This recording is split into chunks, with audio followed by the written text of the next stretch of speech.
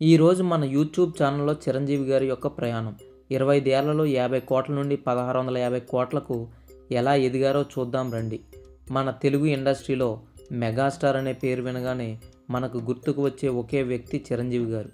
కానీ ఆయన కేవలం స్టార్ మాత్రమే కాదు, ఆస్తుల విషయంలో కూడా లెజెండ్.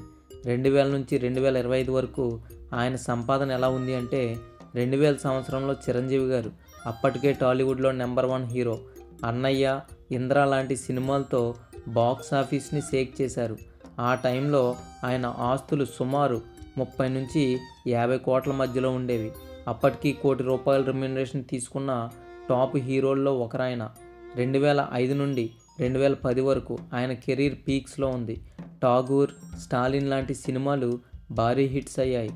అదే సమయంలో 2008లో రాజకీయాల్లోకి ఎంట్రీ ఇచ్చి ప్రజారాజ్యం పార్టీ స్టార్ట్ చేశారు. 2009 ఎన్నికల సమయంలో ఆయన ప్రకటించిన ఆస్తులు సుమారు 88 కోట్లు. ఈ దశలో ఆయన బ్యాంక్ డిపాజిట్స్, ల్యాండ్స్, ఇన్వెస్ట్మెంట్స్ పెరిగాయి. 2010 నుంచి 2015 వరకు సినిమాలకు కొంచెం బ్రేక్ ఇచ్చి రాజకీయాల్లో ఫోకస్ పెట్టారు. కేంద్ర మంత్రిగా కూడా పనిచేశారు. ఈ సమయంలో సినిమాల ఆదాయం తగ్గినా రియల్ ఎస్టేట్ మరియు ఇతర ఇన్వెస్ట్మెంట్స్ ద్వారా ఆస్తులు పెరిగి 100 నుండి 150 కోట్లకు చేరాయి. ఇక 2017లో ఖైదీ నెంబర్ 150తో గ్రాండ్ రీఎంట్రీ ఇచ్చారు. ఈ సినిమా బాక్స్ ఆఫీస్ వద్ద సెన్సేషన్ క్రియేట్ చేసింది. అక్కడి నుంచి ఆయన ఆస్తులు ఒక్కసారిగా పెరిగాయి.